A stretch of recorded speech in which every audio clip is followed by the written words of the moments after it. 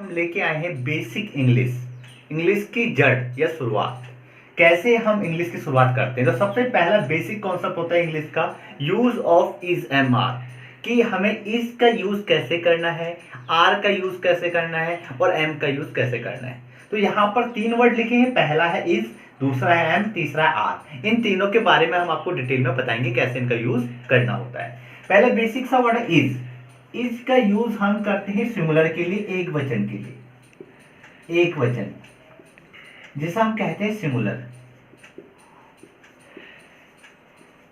इसका छोटा सा एग्जांपल है ही, सी, इट या नेम। इनके साथ हम इज का यूज करते हैं।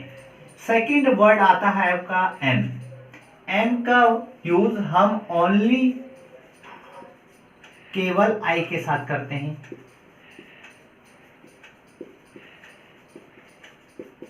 और तीसरा वर्ड है हमारा are, A R E are. Are का वर्ड हम बहुवचन, बहुवचन का मतलब एक सबसे ज्यादा, जैसे कि यू, वी, दे या मोर देन वन, एक से ज्यादा के लिए हम आर का यूज करते हैं। अब पहला, इन सभी पे मैं एक एक एग्जांपल आपको बनाकर दिखाऊंगा। पहला है जैसे कि हम कहते हैं यह एक कार है। यहां पर छोटा सा एक सिंपल सा वर्ड यहां पे बना दिस। दिस का पहले यह आ जाएगा, यह है कि दिस, फिर इज, क्योंकि ये क्या सिंगुलर है तो इसके साथ में हम इज लगाएंगे। This is a car. मैं एक अध्यापक हूं।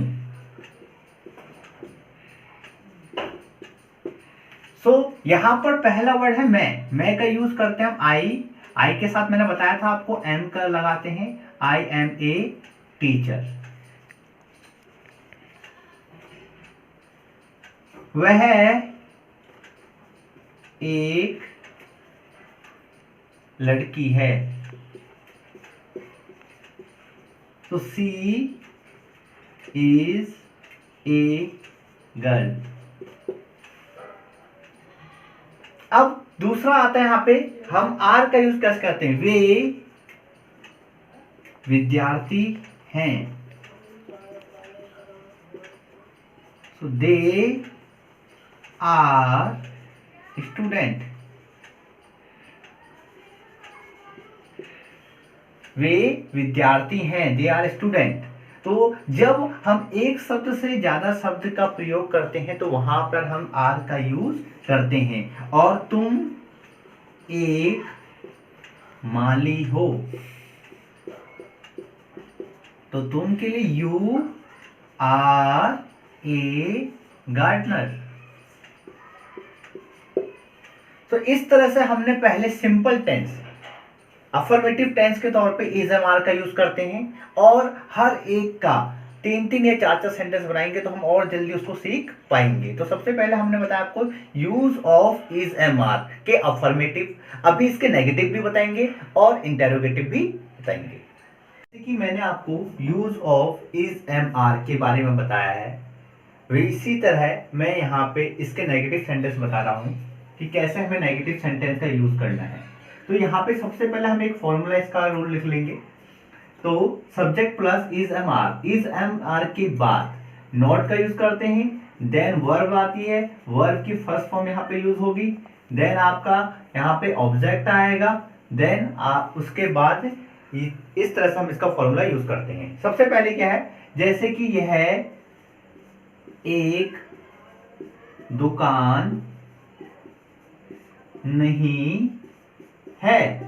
तो अब देखिए सिंपल सा, सबसे पहले मैंने लगाया this is not a shop. अब देखिए यहां पे क्या है, मैंने बताया कि यह एक दुकान, ये तो this is not a shop. मैं एक व्यापारी नहीं हूं। I am not a trader. व्यापारी को ट्रेडर भी कहा जाता है और बिजनेसमैन भी कह सकते हैं, ठीक है। तो इसलिए कि मैंने यहाँ पे यूनिक वर्ड लिखा है जिन्हें बहुत कम स्टूडेंट जानते हैं, तो इसलिए हम व्यापारी को ट्रेडर भी कहते हैं। तो मैं एक व्यापारी नहीं हूं, I am not a trader. इसी तरह हम आपको अराउंड 10 सेंटेंसेस आप बना सकते हैं और 10 सेंटेंसेस के बिहाफ पे आपकी और अच्छी प्रैक्टिस हो जाएगी। मिनिमम 10 सेंटेंस आपको बनाने, जैसे कि मैंने कहा मैं एक कुली नहीं हूं, मैं एक चपरासी नहीं हूं, तुम एक अध्यापक नहीं हो, वह एक सलमान खान नहीं है, राम एक अच्छा मित्र नहीं है। तो इस तरह से आपको कई सेंटेंसेस बनाने हैं। जितने ज्यादा सेंटेंसेस बनाओगे उतनी आपकी प्रैक्टिस होगी। इंटेरोगेटिव सेंटेंस, इंटेरोगेटिव सेंटेंस में कैसे हम use of is am are का यूज करते हैं। इज एम आर का यूज इंटेरोगेटिव में जब भी हम यूज करते हैं, किसी से जब हमें कोई क्वेश्चन पूछना होता है, वहां पे इंटेरोगेटिव सेंटेंस का यूज होता है। सिंपल सा आपके माइंड में जब इंटेरोगेटिव आ जाए तो सिंपल सा मतलब है प्रश्नवाचक वाक्य, जहां पर किसी व्यक्ति से कोई प्रश्न पूछा जाता है। जैसे मैंने कहा एक प्रश्न पूछा एक व्यक्ति से, क्या तुम मेरे मित्र हो।